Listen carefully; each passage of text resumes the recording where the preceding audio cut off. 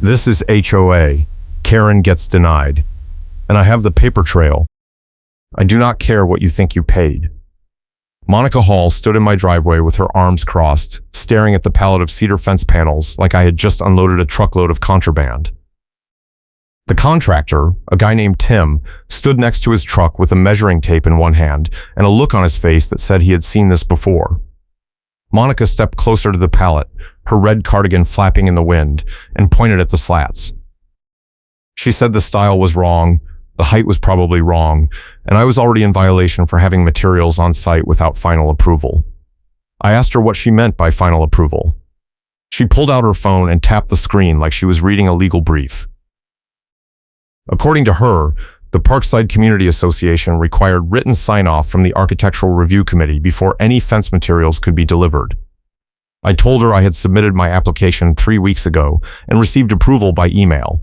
She shook her head and said email did not count. She said I needed a stamped letter on letterhead or it was not valid. I asked her if she was on the Architectural Committee. She said no, but she was the Welcome Committee chair and it was her job to make sure new residents understood the rules. I had been living here for 6 months. I was not new. Tim cleared his throat and said he needed to get started or he would lose the daylight.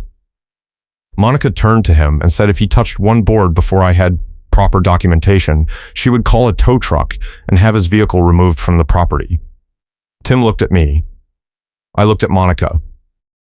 I told her I would handle it. She smiled and said she hoped so, because fines started at $200 per day and doubled every week. Then she walked back to her car, got in, and drove off. Tim asked me if she was serious. I told him I did not know yet, but I was about to find out. I called the HOA management company. The woman who answered said she could pull my file, but it would take a few minutes. I waited on hold for 7 minutes. When she came back, she confirmed that my fence application had been approved and that email approval was valid as long as it came from the official HOA email address. I asked her if Monica Hall had any authority to override that approval. She paused, then said Monica was not on the Architectural Committee and had no enforcement authority. I asked if she could send me something in writing that confirmed my approval was valid. She said she would email me a PDF within the hour. I thanked her and hung up. Tim was leaning against his truck, scrolling on his phone. I told him we were good to go. He nodded and started unloading the panels. I went inside to print the approval document as soon as it came through. 20 minutes later, my email dinged. I opened the PDF, printed 2 copies, and put one in a folder I labeled Evidence. I am a solar installation scheduler, and I deal with inspections and approvals every day at work. I know how important a clean paper trail is, especially when someone is looking for a reason to ding you. I walked back outside.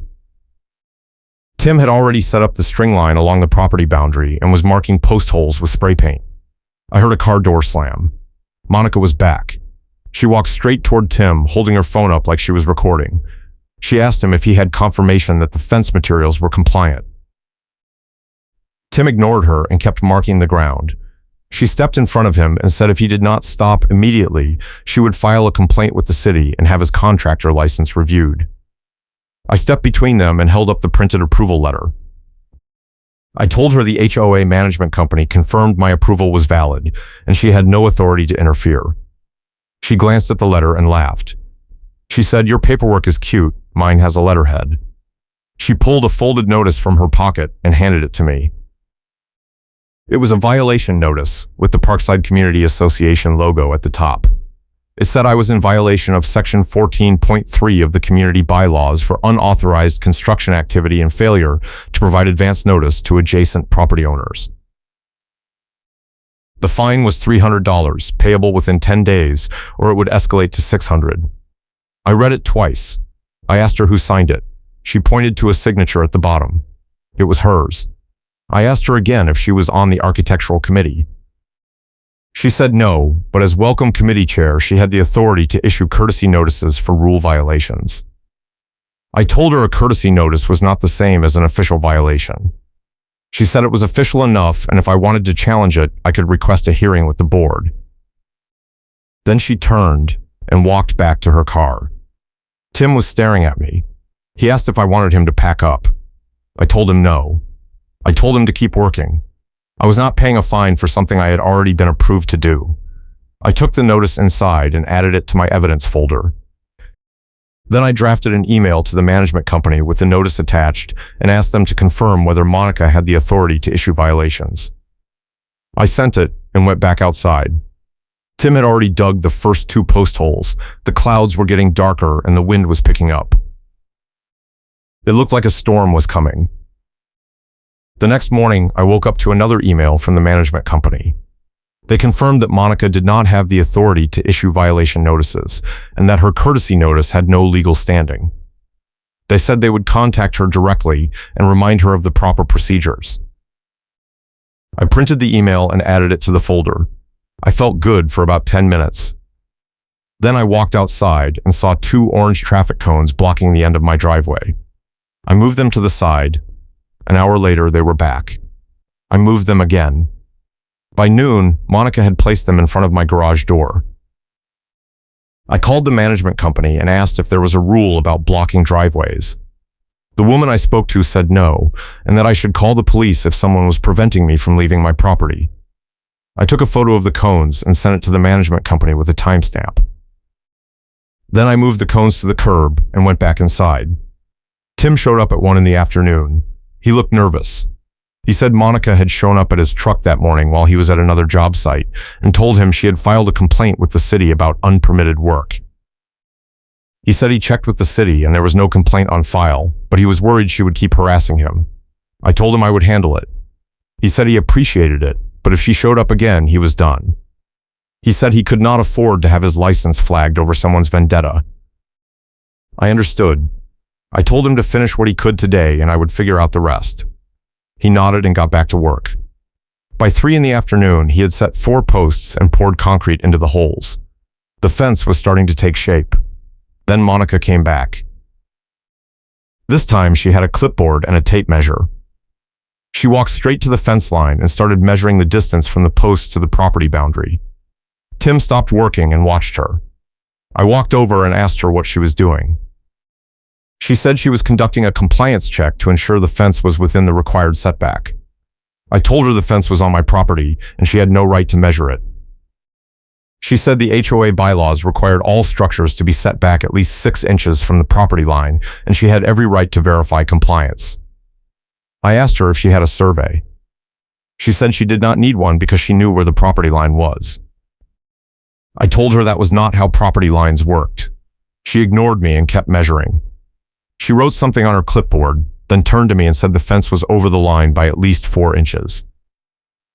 I told her that was impossible because I had used the plat map from the county.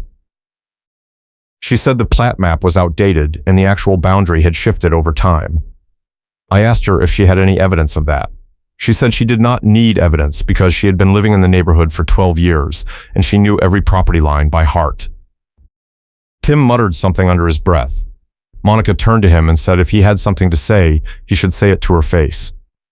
Tim did not respond. Monica walked back to her car and drove off. I asked Tim if he was okay. He said he was fine, but he was not coming back after today. I told him I understood. He finished pouring the last post and left. I stood in the yard and stared at the 4 posts sticking out of the ground. I had a fence that was half built, a contractor who was walking away, and a welcome committee chair who seemed determined to make my life hell. I went inside and sat down at the kitchen table. I opened my laptop and started looking up property survey companies in Duluth. If Monica wanted proof of the property line, I was going to get it. I also started looking into the rules for HOA violations and what rights I had as a homeowner. I found a section in the Minnesota statutes about homeowners association governance and enforcement procedures. It said that any violation notice had to be issued by the board of directors or an authorized agent acting on behalf of the board. It also said that homeowners had the right to request a hearing and present evidence before any fine could be enforced. I printed the statute and added it to my folder. Then I sent another email to the management company asking for clarification on who was authorized to issue violations and whether Monica had been acting on behalf of the board. I did not get a response that day. The next morning, I called a surveyor. The woman I spoke to said she could send someone out within 3 days. I booked the appointment and paid the deposit. Then I called the City Code Enforcement Office and asked if there were any complaints on file for my address. The officer I spoke to said there were none. I asked him what the setback requirements were for residential fences in Duluth. He said it depended on the zoning district, but in most residential areas, fences could be built up to the property line as long as they did not obstruct sight lines or utilities. He said if I had questions about a specific property, I should request a zoning verification letter. I asked him how to do that. He said I could submit a request online and it would take about 5 business days. I thanked him and hung up. Then I submitted the request. I was building a case. I knew Monica was going to keep escalating, and I wanted to have every document, every receipt, and every official confirmation ready when she did. 2 days later, the surveyor showed up. His name was Paul, and he had a tripod, a laser level, and a calm, methodical way of moving that made me feel like I was in good hands. He spent an hour walking the property line, taking measurements, and driving stakes into the ground at each corner. When he was done, he showed me the results on a tablet. The property line was exactly where I thought it was. The fence posts were 3 inches inside my property boundary, well within the legal setback. I asked him if he could provide a written report. He said he would email it to me by the end of the day. I thanked him and watched him pack up his equipment. As he was loading his truck, Monica pulled up. She got out of her car and walked over to Paul. She asked him what he was doing. He said he was conducting a property survey. She asked who hired him. He pointed at me. She turned to me and said a survey was not going to change the fact that my fence was in violation. I asked her how she could say that when the survey just proved the fence was on my property. She said the survey was irrelevant because the HOA bylaws had stricter setback requirements than the city code. I asked her to show me the section of the bylaws that said that. She said she did not have them with her, but she would send them to me. Paul finished loading his truck and drove off. Monica stood in the driveway for a moment, then walked back to her car and left. I went inside and waited for the survey report. It arrived that evening. I printed 3 copies and added 1 to my evidence folder. Then I sent a copy to the management company with a note that said the fence was compliant with both the city code and the HOA setback requirements, and I expected all violation notices to be rescinded immediately. I did not hear back. 3 days later, I received a certified letter from the HOA. Inside was a notice of hearing scheduled for the following week. The letter said I was being summoned to appear before the board of directors to address multiple violations, including unauthorized construction, failure to obtain proper approval, and encroachment on common property. The letter was signed by the board president, a man named Richard Cole. I read it twice. The claims were almost identical to the ones Monica had made, but now they were coming from the board. I called the management company and asked if they had received a copy of the letter. The woman I spoke to said she had not, but she would follow up with the board. I asked her if Monica had any connection to the board. She said Monica was not a board member, but she was allowed to attend meetings as a committee chair. I asked if she had submitted the complaint that triggered the hearing. The woman said she did not know, but she would try to find out. I thanked her and hung up. I spent the next 2 days preparing for the hearing. I printed every email, every approval document, every survey report, and every statute I had found. I organized them into a tabbed binder with sections labeled approval, survey, statutes, and violations. I also printed the notice Monica had given me and the email from the management company confirming she had no authority to issue violations. I wanted to walk into that hearing with a paper trail so clean that the board would have no choice but to drop the case. The night before the hearing, I got a call from Tim. He said Monica had shown up at another one of his job sites and told the homeowner that he was under investigation for unpermitted work. The homeowner had called him in a panic and asked if it was true. Tim said he had to spend an hour on the phone with the city proving there was no investigation. He said he was done dealing with her and he was never coming back to finish my fence. I told him I understood and I was sorry she had dragged him into this. He said it was not my fault, but he had to protect his business. After I hung up, I sat in the kitchen and stared at the half-finished fence outside. 4 posts, no panels, and a welcome committee chair who was willing to lie to contractors and homeowners just to make a point. I took the fine notice without flinching because I knew what it would trigger. I knew Monica had overstepped, and I knew the board was going to have to choose between backing her up or admitting she had acted without authority. Either way, I was ready. If you are enjoying this story, hit the like button and subscribe for more HOA nightmares, where the rules come back to bite the people who abuse them. The hearing was held in a conference room at the community center on a Thursday evening. I arrived 15 minutes early with my binder and a notepad. The room was small, with a long table at the front and a few rows of chairs for attendees. Richard Cole sat at the center of the table with two other board members, a woman named Sandra and a man named Tom. Monica sat in the front row of chairs, her clipboard on her lap and a satisfied look on her face. I took a seat in the second row and waited. At 6 o'clock, Richard called the meeting to order. He said the purpose of the hearing was to address concerns raised by the Welcome Committee regarding unauthorized construction and potential violations of the community bylaws. He asked Monica to present her complaint. Monica stood up and walked to the front of the room. She said she had observed construction activity at my property without proper notification to adjacent homeowners and without final approval from the Architectural Review Committee. She said the fence materials had been delivered before approval was granted, and the fence posts had been installed in violation of the setback requirements.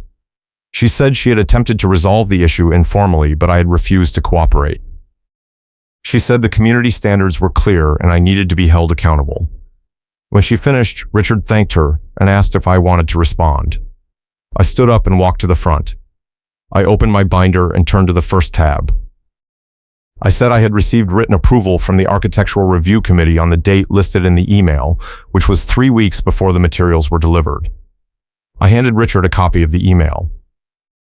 I said the approval was valid according to the management company and there was no requirement for a stamped letter. Richard looked at the email and nodded. I turned to the second tab.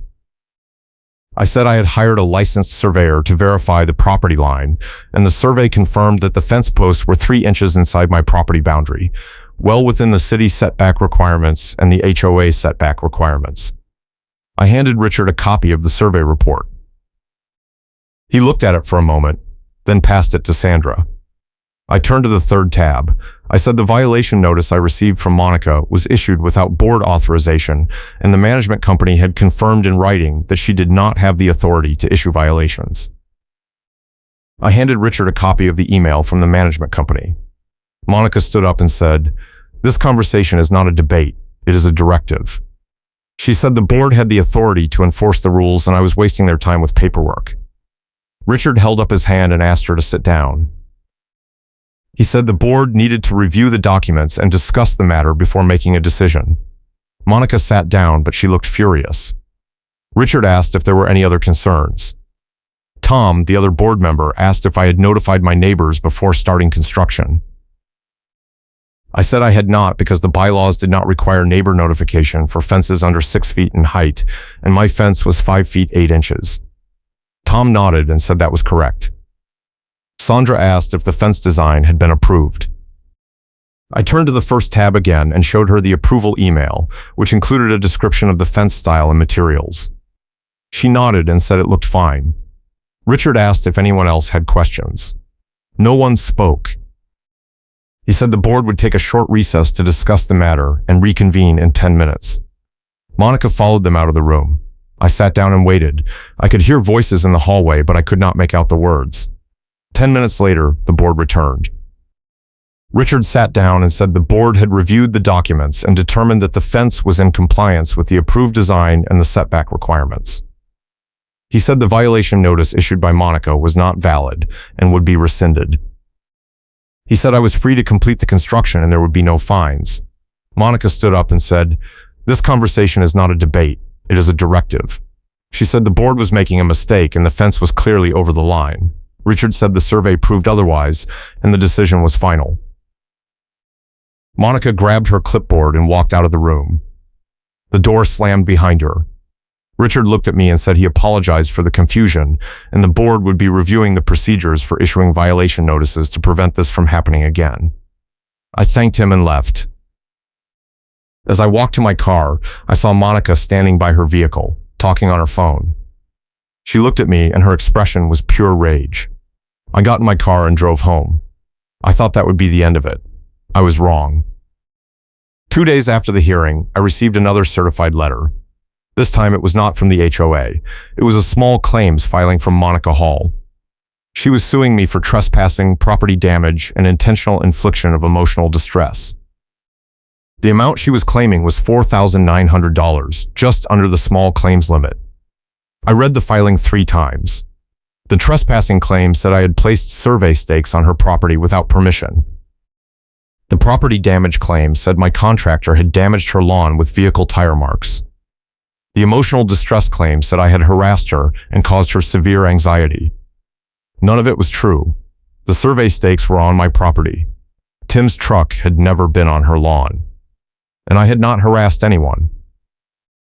I called my insurance company and asked if my homeowner's policy covered legal defense for small claims suits. The representative said it depended on the nature of the claim, but property disputes were usually not covered. I asked if they could recommend an attorney. She gave me the names of 2 lawyers in Duluth who handled HOA and property disputes. I called the first one. His name was Mark Friedman, and he said he could review the case for a flat fee of $500 and represent me in court for an additional $1,500 if it went to trial. I booked a consultation for the next day. I also called the management company and told them about the lawsuit. The woman I spoke to said she was not surprised and that Monica had a history of filing complaints and threats, but this was the first time she had filed an actual lawsuit. She said the board was aware of the issue and they were discussing whether to take action. I asked what kind of action. She said she could not discuss it, but she would keep me updated. I hung up and spent the rest of the evening reading the small claims, filing, and making notes. Monica had included photos as evidence. One photo showed survey stakes near the property line. Another photo showed tire marks on grass. A third photo showed the orange traffic cones in my driveway with a timestamp from the day I moved them. The photos were real, but the context was twisted. The survey stakes were placed by a licensed surveyor on my property. The tire marks were from a landscaping truck that had been working on a different house 2 doors down. The traffic cones were hers, not mine, and I had moved them because they were blocking my driveway. I printed the photos and started building a response.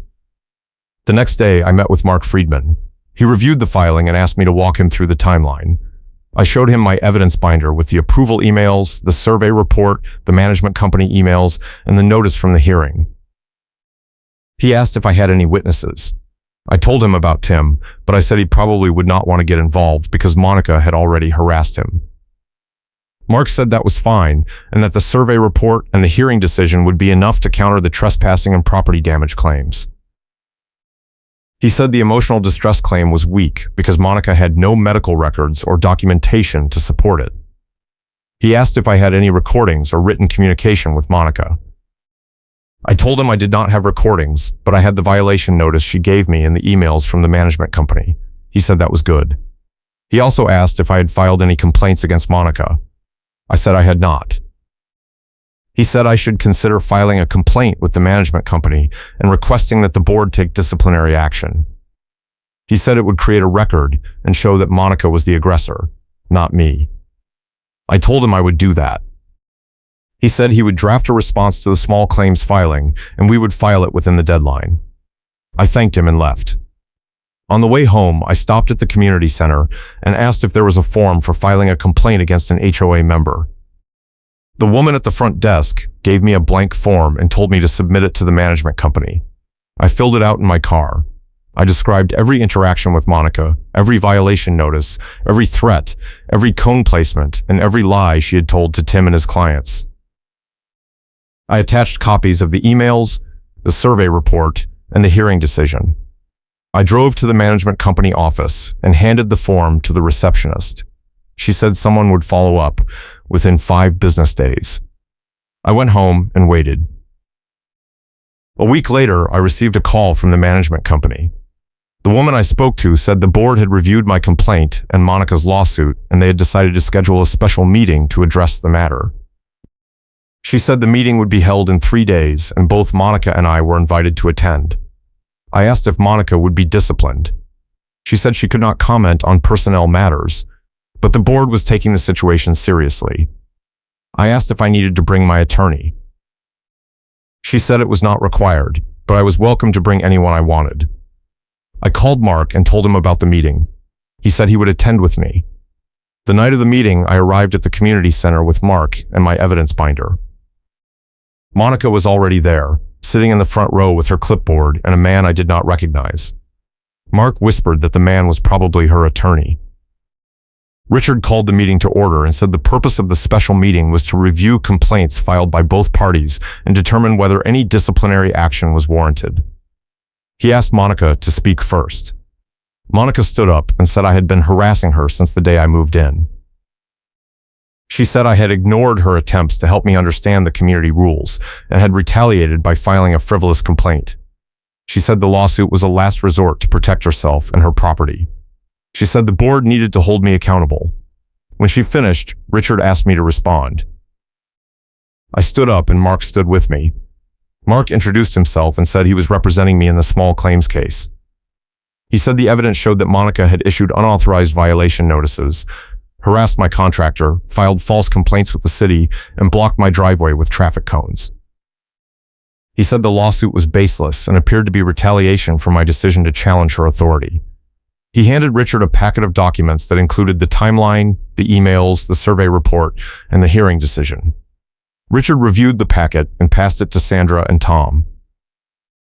Monica's attorney stood up and said the lawsuit was a legitimate legal action and the board had no authority to interfere with it. Mark said the board had every right to discipline a member who was abusing their position to harass other homeowners. Richard asked if there were any other witnesses or evidence. I raised my hand and said I had one more thing. I pulled out my phone and opened a voice memo app. I said I had a recording of a call I made to a towing company 2 weeks earlier. I played the recording. In the recording, a woman who identified herself as Monica Hall called the tow company and asked them to remove a contractor truck from my driveway. The dispatcher asked if she was the property owner. Monica said no, but she was authorized by the HOA to request the tow. The dispatcher asked for documentation. Monica said she would email it. The dispatcher said they could not proceed without proof of authorization. Monica hung up. The room was silent. Richard asked where I got the recording. I said I had called the tow company after Monica threatened to have Tim's truck towed, and the dispatcher told me about the earlier call. I asked if they could send me a copy of the call log, and they sent me the recording instead. Monica stood up and said the recording was illegal. Mark said Minnesota was a one-party consent state, and the tow company had every right to record their own calls. He said the recording proved that Monica had lied about having authorization and had attempted to interfere with my contractor. Richard looked at Monica and asked if she had anything to say. She did not respond. Her attorney whispered something to her and she sat down. Richard said the board would take a recess to discuss the matter. 20 minutes later, they returned. Richard said the board had determined that Monica had acted outside the scope of her authority and had engaged in conduct that violated the community code of conduct. He said the board was removing her from the Welcome Committee chair position effective immediately, and she was prohibited from filing any further complaints or violations against me without board approval. He said if she continued to harass me or my contractors, the board would consider additional disciplinary action, including removal from all HOA committees and a referral to the management company for potential legal action. Monica stood up and said this was outrageous. She said the board was protecting a rule breaker and punishing someone who was trying to uphold community standards. Richard said the decision was final. Monica grabbed her clipboard and stormed out of the room. Her attorney followed her. The door slammed behind them. Richard looked at me and said the HOA would be retracting the fence violation in writing, and I was free to complete the construction without further interference. He also said the board would be reviewing the enforcement procedures to prevent similar situations in the future. I thanked him and left with Mark. As we walked to the parking lot, I saw Monica standing by her car, shouting into her phone. She did not look at me. I got in my car and drove home. Mark called me the next day and said Monica had dropped the small claims lawsuit. He said her attorney had probably advised her that the recording and the board decision would destroy her case. I asked if I could recover my legal fees. He said I could file a motion, but it would cost more than I would recover.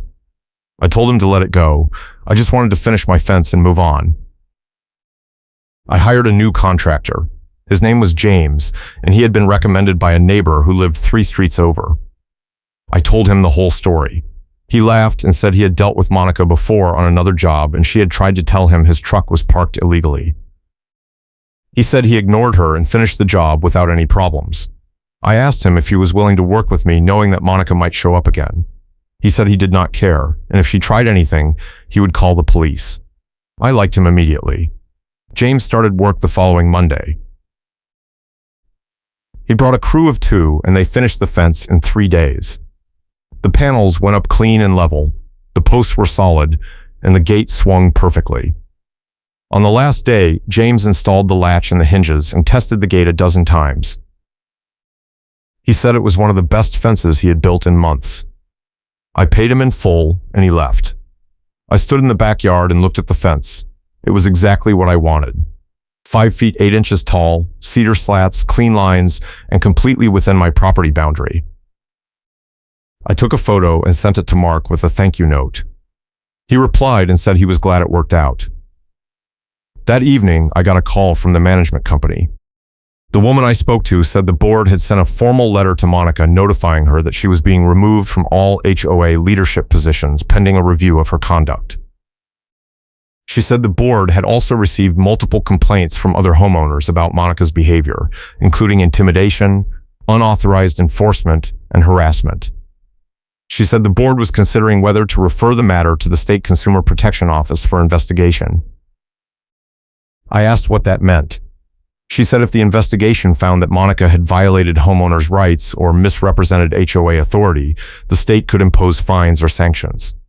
She said it was a serious matter, and the board was taking it very seriously. I thanked her and hung up. 2 weeks later, I received a letter from the board. It said the HOA was retracting all violation notices issued by Monica and confirming that my fence was in full compliance with the community bylaws. It also said the board had adopted new procedures for issuing violations, and all future notices would require board approval before being sent to homeowners. The letter was signed by Richard, Sandra, and Tom. I added it to my evidence binder and filed the binder in a drawer. I did not think I would need it again, but I wanted to keep it just in case. A month later, I ran into my neighbor who had recommended James. He told me that Monica had resigned from the welcome committee and the board had accepted her resignation. He said she had also put her house on the market and was planning to move out of the neighborhood. I asked if he knew why. He said he heard she was being investigated by the state and she wanted to avoid the fallout. He said good riddance. I agreed. That weekend, I was working in the backyard when I heard a car pull up in the driveway. I walked around to the front and saw a city code enforcement officer standing by my fence. He introduced himself and said he was following up on a complaint about an unpermitted structure. I asked who filed the complaint. He said it was anonymous. I told him the fence was permitted and I had all the documentation. He asked to see it. I went inside and grabbed my evidence binder. I showed him the approval email, the survey report, and the zoning verification letter I had received from the city a few weeks earlier. He reviewed the documents and nodded. He said the fence was compliant and there was no issue. He asked if I knew who might have filed the complaint. I said I had a pretty good idea.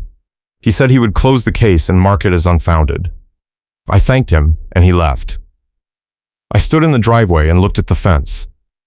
It was still standing, still solid, still exactly where it was supposed to be. I went inside and made myself a coffee. I thought about everything that had happened over the past 2 months. The threats, the cones, the lawsuit, the hearing, the recording, the board meeting, the resignation. It had been exhausting and frustrating, and at times I had wondered if it was worth the fight. But standing in my backyard with a completed fence and a clean record, I knew it was. I had stood up to someone who had abused their position and I had won. Not because I was louder or meaner, but because I had kept a paper trail, followed the rules, and refused to back down. 3 months later, I got another call from the management company. The woman I spoke to said the State Consumer Protection Office had completed their investigation and found that Monica had violated multiple provisions of the Minnesota Homeowners Association statutes. including unauthorized enforcement actions, misrepresentation of authority, and harassment of homeowners and contractors. She said the state had imposed a fine of $5,000 and had issued a cease and desist order prohibiting Monica from serving in any HOA leadership role in the state for 5 years.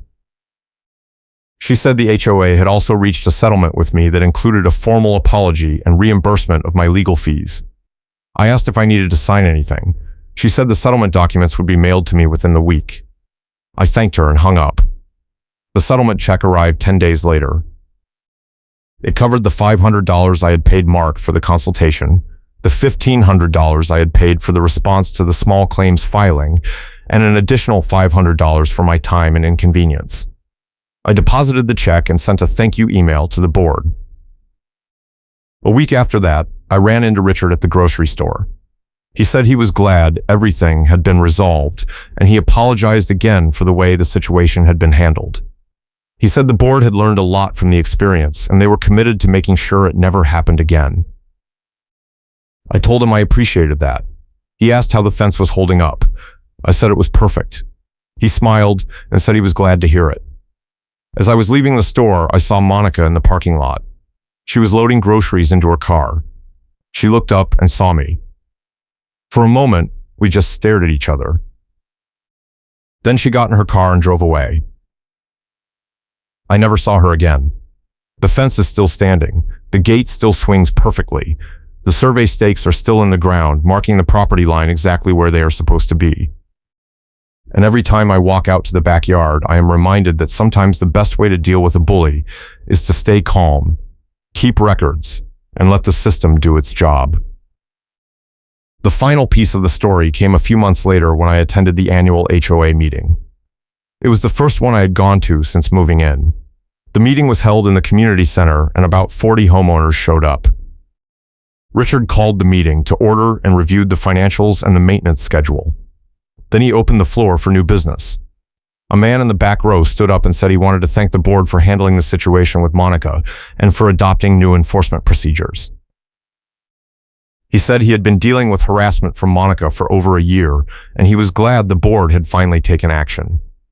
Another homeowner stood up and said she had filed a complaint against Monica after Monica tried to fine her for leaving her trash cans out 15 minutes past the pickup time. She said Monica had threatened to put a lien on her house if she did not pay the fine. She said the board had rescinded the fine and she was grateful. A third homeowner stood up and said Monica had tried to block his driveway with cones after he painted his front door a shade of blue that Monica claimed was not on the approved color list. He said he had to call the police to have the cones removed. Richard listened to each story and thanked the homeowners for sharing. He said the board had received over a dozen complaints about Monica, and they had referred the matter to the state for investigation. He said the state had found that Monica had acted outside the scope of her authority in multiple cases and had imposed penalties. He said the board was committed to ensuring that all enforcement actions were fair, transparent, and authorized by the board. The room erupted in applause. I sat in the back and watched. I thought about all the times Monica had shown up at my house with her clipboard and her threats. I thought about the cones, the lawsuit, the hearing, the recording. And I thought about the moment when I played that recording in front of the board and watched Monica's face turn red. It was one of the most satisfying moments of my life. After the meeting, several homeowners came up to me and thanked me for standing up to Monica. One woman said she had been too afraid to file a complaint because she did not want to deal with the retaliation. She said seeing me win had given her the courage to speak up. I told her I was glad I could help. On the way out, I stopped by the bulletin board in the lobby. There was a new flyer posted. It was a notice about the updated enforcement procedures. It said all violation notices had to be approved by the board before being issued, and homeowners had the right to request a hearing before any fines were imposed. It also said homeowners could file complaints about board members or committee chairs if they felt they were being harassed or treated unfairly. I took a photo of the flyer and sent it to Mark. He replied and said it was a good policy, and he hoped other HOAs would adopt something similar. I drove home and parked in the driveway. The fence looked solid in the evening light. The gate was closed and the latch was secure. I walked into the backyard and stood by the fence. I thought about everything that had happened and everything I had learned. I learned that standing up to a bully is exhausting and frustrating and sometimes feels impossible. I learned that keeping a paper trail and following the rules is the best defense against someone who is willing to lie and manipulate. I learned that most people want to do the right thing, but they need someone to go first and show them that it is possible. And I learned that sometimes justice is slow and messy, but it is worth the wait. A few weeks after the annual meeting, I received a package in the mail. Inside was a handwritten note from Richard and a small plaque. The note said the board wanted to thank me for my patience and professionalism during a difficult situation. The plaque had the Parkside Community Association logo and a short inscription that said, "In recognition of your commitment to community standards and fair enforcement." I hung the plaque in my office. It is a reminder that doing the right thing is not always easy, but it is always worth it. The fence is still standing. The neighborhood is quieter, and I finally have the peace and privacy I was looking for when I moved here. Monica moved out 6 months ago. Her house sold quickly and a young couple moved in. They have 2 kids and a dog. They seem nice. I introduced myself the day they moved in and told them if they ever had questions about the HOA, they could come to me. They thanked me and said they appreciated it. I have not had any issues with the HOA since the settlement. The board sends out monthly newsletters and they are always professional and clear. The new enforcement procedures are working. And every time I see Richard or Sandra or Tom at the grocery store or the community center, they nod and say hello. It is a small gesture, but it means a lot. I still keep my evidence binder in the drawer. I do not think I will need it again, but I like knowing it is there. Just in case. Because in a neighborhood like this, where rules are treated like sacred law and people like Monica can rise to power, it pays to be prepared. It pays to keep records. It pays to stand your ground. And it pays to remember that the system works as long as you are willing to work it. The fence stands as proof of that. Every panel, every post, every hinge and latch. It is a monument to persistence and to the idea that sometimes the best revenge is not revenge at all. It is just building the thing you wanted to build and refusing to let anyone take it away from you. I will bring you another story soon.